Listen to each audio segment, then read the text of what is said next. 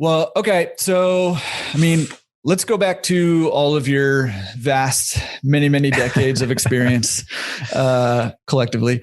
I'm curious, and especially, I guess, from your payment system side of things and maybe the distribution side of things, and maybe even the CLA side of things, what are you seeing successful owners do that, maybe struggling owners or maybe just your run of the mill owners are doing? What are successful owners doing differently or better?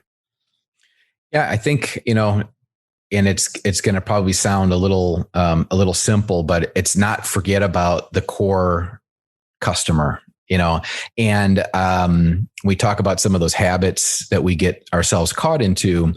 I think it's one of the reasons, some of the habits that are out there have attributed to some degree our industry not always getting the best reputation. And I think we're all working hard. And this is a good example of trying to elevate all of that. And I know a lot of the people that you have on your show talk about trying to elevate our industry, and just try to get a better, get some of the stigma associated with it. And some of those habits are the reasons why some operators struggle. And I think some of it is not having the right concern for the customer, the guy that actually puts the coins in the machine or swipes their card on the card reader, whatever it is, and realizing that without him, nothing matters. And without him there, without him being happy, without him coming back every week, that family doesn't show up every Saturday morning.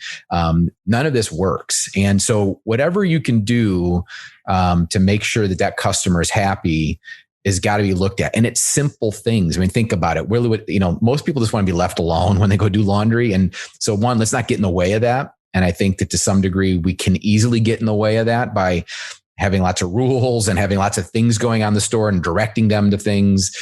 Let them do their laundry the way they want to.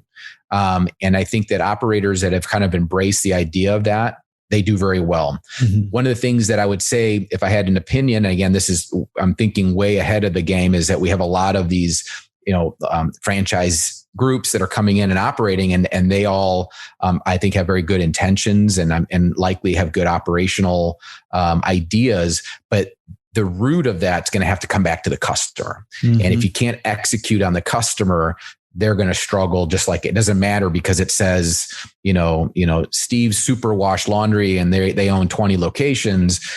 If it's a terrible experience inside the store or it's not convenient, then it doesn't matter. And so, people always call laundromats kind of a mom and pop business. It's always kind of had that mentality.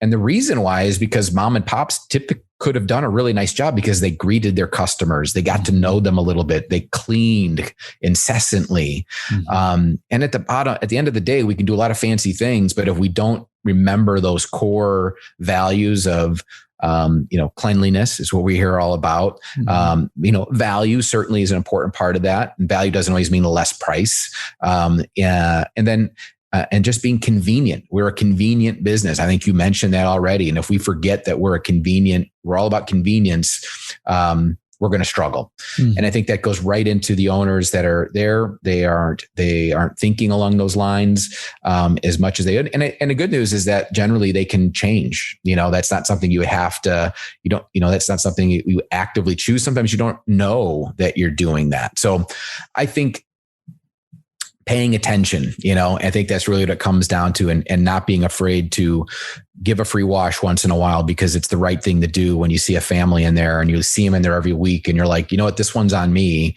You guys are great. Love to see you. How are the kids? All that stuff. Mm-hmm. There's that personal element that think about how many retail businesses don't have that anymore, because we've become big box type things. And, so I think that's the difference between successful owners and not successful owners.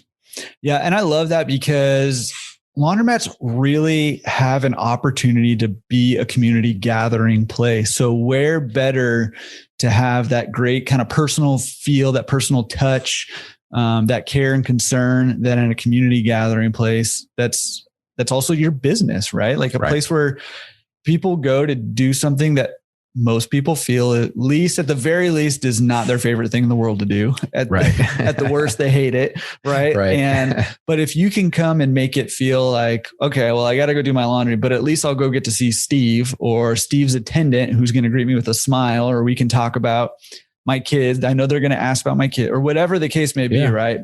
Make it a little more of just a better experience for your customers. And I love, what you're saying is, putting I wrote down a couple of quotes that will probably pop up on Instagram or something at some point in time. But I mean, you said without the guy who puts the quarter in your machines, our business doesn't work. Right. And you said you can't execute on a customer's like needs and wants, then you're going to struggle as a business owner. And I think right on the head. And it's really easy to get focused on wanting to, keep things status quo, not have to put a ton of effort in and just let things coast. Right. And you can to an extent, but if you do that too much or too long, you'll start to see a drop off in your business because, that personal touch, it helps. It goes a long way. So Sure. Awesome. Awesome advice to help people, be successful owners and not just average, not just, struggling.